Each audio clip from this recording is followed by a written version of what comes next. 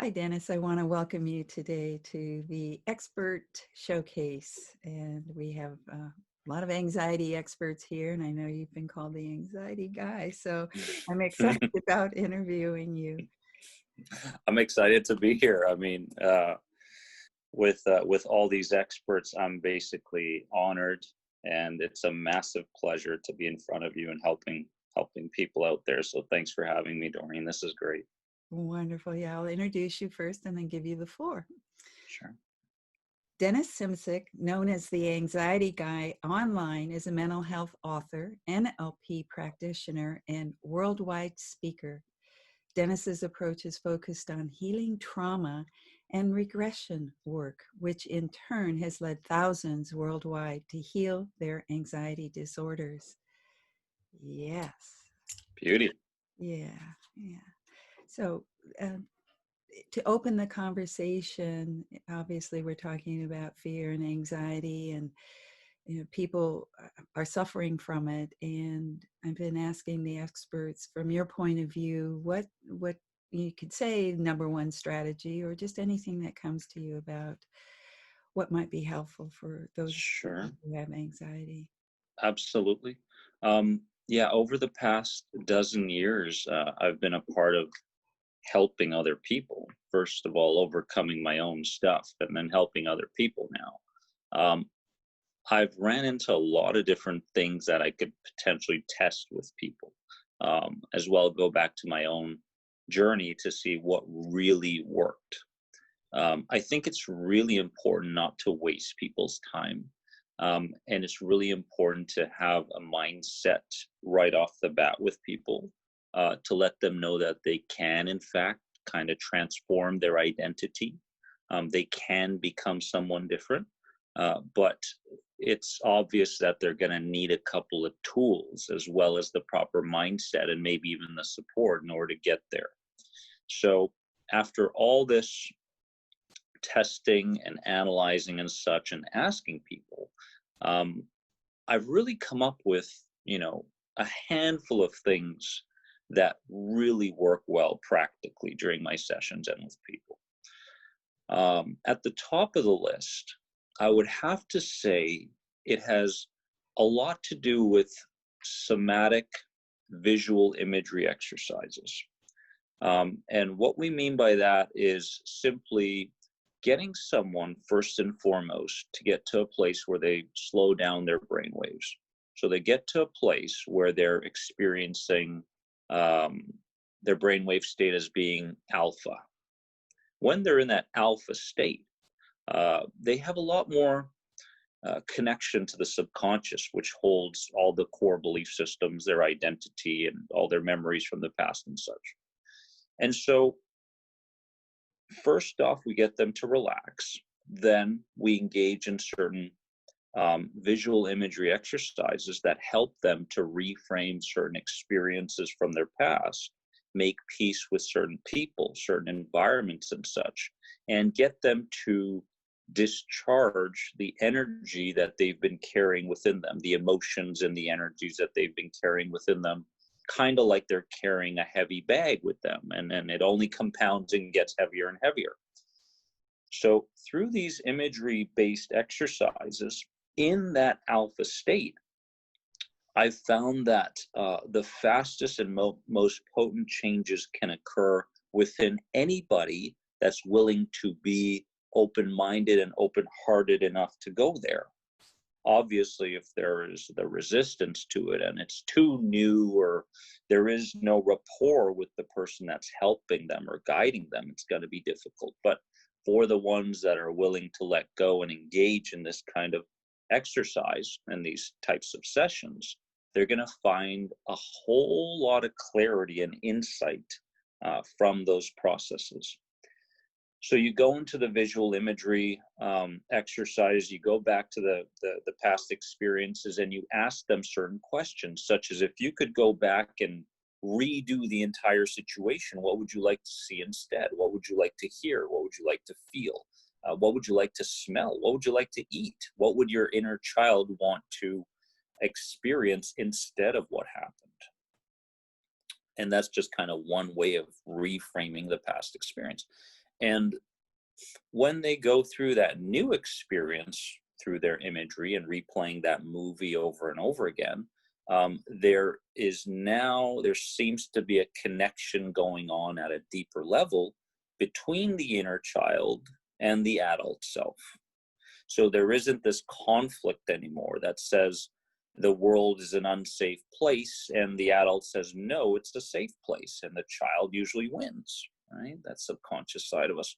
So now there's congruency between the two, and the person feels like they no longer have to fight through every single situation to find a level of peace and to find happiness. It seems to be a lot smoother after these exercises. So with the reframing kind of visual imagery work that I do with people, it can be done for things in the past or experiences that are going to come up in the future that they want to reframe and be ready for.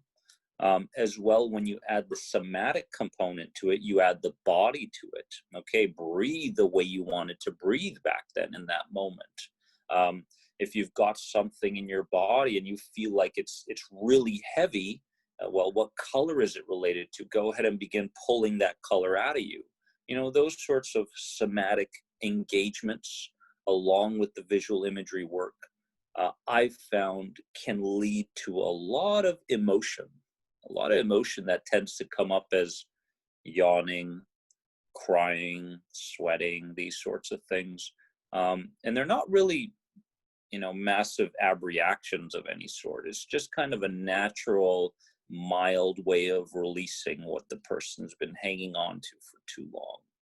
So in terms of helping someone with anxiety, it's their ability to relax first and foremost that you got to teach them how to relax, right? It's like, okay, let's start with this. Let's start with the breathing. Let's start with the closing your eyes for more than 30 seconds, and not feeling like your survival is at risk when you do close your eyes. So get them to understand that it's safe to let go. It's safe to relax. And once that happens, the reframing, the imagery work kicks in, the somatic work kicks in alongside the imagery work, and the discharging happens. They resolve. They place a new meaning over the situation or the person, and they make peace with their past as well as they make peace with their future, and therefore they can live in the present now. So it's quite an interesting thing, that a process that tends to happen in my sessions, where within one or two of these types of sessions there's a tremendous amount of lightness that starts to arise within the person, and really that's what you want to see. Yes, I love that phrase, make peace with your past, make peace with your future, so that you could be in the present. And that's just such a good way to be visualizing yourself, is having peace before and in the future. And here I am right now. Totally. I mean, that was, to be honest with you, one of the hardest things that I had to do was actually make peace with peace. I didn't really know what peace was, inner peace. Yeah. And I was raised to fight through everything. I was raised to analyze everything. I was raised to overthink everything. I was raised to run from my problems. So when you combine all these things, it seems like you're working so very hard and just draining yourself more and more, and you just don't have the capability to stop or the capability to take a few steps back. So you see all these motivational quotes that tell you to do this and do this and do that, and that temporary dopamine rush shows up, but you can't apply it, right? There's no way of you to practically use it. So making peace with peace was first and foremost understanding that I was capable of slowing down, that I didn't have to attach a negative association to it, like I'm lazy or yada, yada, yada, unproductive, unhelpful, all those sorts of pairings that we have.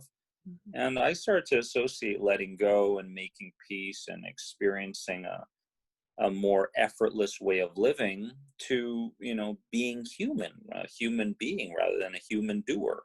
So in that way, it was really transformational, Doreen, just to understand that, hey, if I can make peace with peace, then I'll begin to understand uh, another kind of intelligence within me that I've really never tapped into in my life.